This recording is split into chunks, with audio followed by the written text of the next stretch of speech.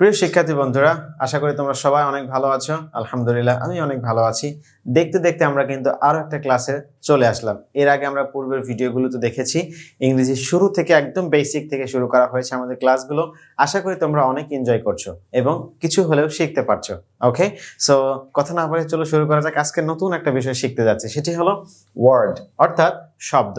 ইংরেজির আমরা বর্ণ সম্পর্কে জেনেছি, আজকে আমরা শব্দ সম্পর্কে জানবো। দেখো আমরা কিন্তু একদম ধারাবাহিকভাবে পর্যায়ক্রমে লেভেলে একদম স্টেপ বাই স্টেপ কিন্তু আমরা সামনে আগাচ্ছি, তোমাদেরকে চমৎকার চমৎকার কিছু লেসন দেওয়ার চেষ্টা করছি। ওকে, আশা করি তোমরা অনেক এনজয় করছো। দেখো আমরা আজকে শিখবো ওয়ার্ড সম্পর্কে। হোয়াট ইজ ওয়ার্ড এবং ওয়ার্ডটা আসলে কি, ওয়ার্ডের ইফেক্টটা কি, আমরা সেটা আজকে খুব ভালো করে জানবো। দেখো ওয়ার্ড মানে হচ্ছে শব্দ। প্রতিটা ভাষার কিন্তু শব্দ আছে, বিভিন্ন রকমের শব্দ আছে, অনেকগুলো শব্দ আছে। শব্দ বাদে কিন্তু কোনো ভাষাই হতে পারে না। আমরা বাংলাতে কথা বলছি, সেগুলোও কিন্তু একটা শব্দ আছে। সুতরাং ইংরেজিতে কথা বলতে হলে বা ইংরেজি ভাষাকে বুঝতে হলে শব্দ সম্পর্কে তোমাকে জানতে হবে। শব্দটা কি, হোয়াট ইজ ওয়ার্ড। দেখো আমরা খুব সহজেই একটু মনোযোগ যদি আমরা ক্লাসের মধ্যে দেই বা ভিডিওটা যদি একটু মনোযোগ সহকারে তোমরা দেখো, আশা করি তোমরা ওয়ার্ড সম্পর্কে পুরোটা বুঝতে পারবে। দেখো এক বা একাধিক লেটার বা বর্ণ পাশাপাশি বসে যখন পরিপূর্ণ অর্থ প্রকাশ করে তখন তাকে ওয়ার্ড বলে। এখানে আমি কিছু মেনশন করতে চাই। দেখো খুব একটু গভীর মনোযোগ দিলে তোমরা পুরোটা বুঝতে পারবে। এটা কিন্তু আমরা সব জায়গায় শুনি কিন্তু অনেকটা আমরা বুঝি না। দেখো এখানে এক বা একাধিক, এখানে একটা বিষয়, একাধিক একটা বিষয়, এক হতে পারে, একের অধিকও হতে পারে। কি হতে পারে? লেটার। কেমন? তার মানে ওই যে আমরা এর আগে লেটার সম্পর্কে জেনেছি বর্ণ।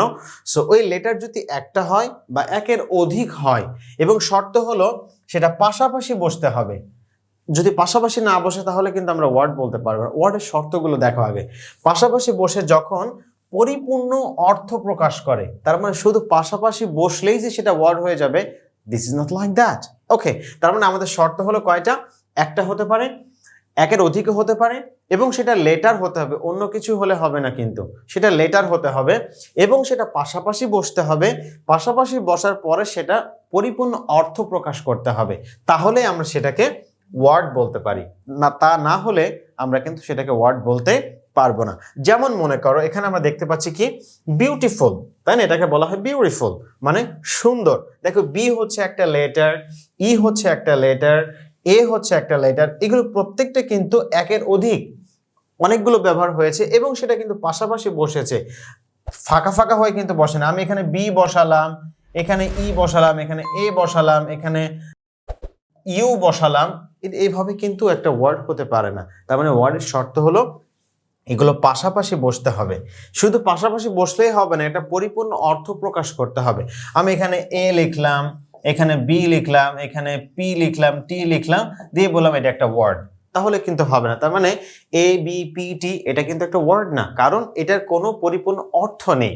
সুতরাং ওয়ার্ড হতে হলে এটার পরিপূর্ণ একটা অর্থ হতে হবে। তার মানে দেখো BEAUTIFUL বিউটিফুল, তার মানে এটার একটা পরিপূর্ণ অর্থ হচ্ছে সুন্দর। ফ্লাওয়ার ফুল, বিগ বড়, ট্রি গাছ, তাই না? এগুলো প্রত্যেকটার কিন্তু একটা পরিপূর্ণ অর্থ আছে, যার কারণেই কিন্তু আমরা এটাকে বলতে পারি ওয়ার্ড। আমরা আরেকটা রিভিশন করতে পারি। একটা হতে পারে, একের অধিক হতে পারে এবং সেটা পাশাপাশি বসতে হবে। পাশাপাশি বসার পরে সেটা একটা পরিপূর্ণ অর্থ প্রকাশ করতে হবে, তাহলে আমরা সেটাকে ওয়ার্ড বলতে পারি। যেমন বিউটিফুল একটা ওয়ার্ড, ফ্লাওয়ার একটা ওয়ার্ড, বিগ একটা ওয়ার্ড, ট্রি একটা ওয়ার্ড। কেমন? এটা আমরা খুব ভালো করে আশা করি বুঝতে পেরেছি। এরপর দেখো আমাদের মনে রাখা যে বিষয়টা দরকার সেটি হলো একটা লেটারও কিন্তু একটা ওয়ার্ড হয়।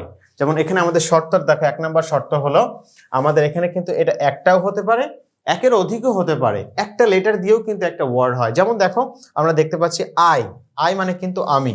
এই যে দেখো আই কিন্তু একটা ওয়ার্ড। এ মানে একটি, এটাও কিন্তু একটা ওয়ার্ড। কেমন? দেখো আমরা একটা যদি আই দিয়ে বাক্য লিখি তাহলে আমরা এক্সাম্পল সহকারে আমরা এখানে দেখতে পারি। দেখো এক্সাম্পল দিয়ে আমরা আই দিয়ে লিখতে পারি I am a good boy। দেখো এইটা কিন্তু অনেকগুলো একটা সেন্টেন্স হয়েছে, সেন্টেন্স সম্পর্কে আমরা পরবর্তীতে জানবো। দেখো আই কিন্তু এখানে একটা ব্যবহার হয়েছে, এম একটা ব্যবহার হয়েছে, এ একটা হয়েছে। এই বাক্যটা দিয়ে দেখো একটা সেন্টেন্স দিয়ে তুমি বুঝতে পারছো। এখানে দেখো এটা আমরা যদি সহজেই বুঝতে চাই, এখানে আই কিন্তু একটা ওয়ার্ড ব্যবহার, একটা দিয়ে কিন্তু একটা লেটার দিয়ে কিন্তু একটা ওয়ার্ড হয়েছে। am কিন্তু একটা ওয়ার্ড, এ একটা ওয়ার্ড, গুড একটা ওয়ার্ড, বয় একটা ওয়ার্ড। তার মানে আই দিয়েও একটা ওয়ার্ড হয়েছে, এই কিন্তু একটা দিয়েও কিন্তু একটা ওয়ার্ড হয়েছে। তার মানে একটা দিয়ে, একটা লেটার দিয়েও কিন্তু একটা ওয়ার্ড হয়। কেমন? আশা করি আমরা বুঝতে পেরেছি ওয়ার্ড কাকে বলে। ওয়ার্ডের পরিচয়টা আমরা পুরোপুরি বুঝতে পেরেছি। এরপরেও যদি তোমাদের বুঝতে কোনো সমস্যা হয়, যে এখানে বুঝতে পারি না, আর একটু ভালো করে বোঝানো উচিত ছিল, অবশ্যই আমাদেরকে কমেন্ট করে জানাবা। Definitely we will reply your comment. Definitely, don't worry about it. Let's stay connected with At-Tadrees Online Madrasah. We are here to help you, as I always said, every single time. Okay? So আশা করি আমরা word সম্পর্কে বা শব্দ সম্পর্কে আমরা পুরোপুরি বুঝতে পেরেছি, ইংরেজি শব্দ সম্পর্কে।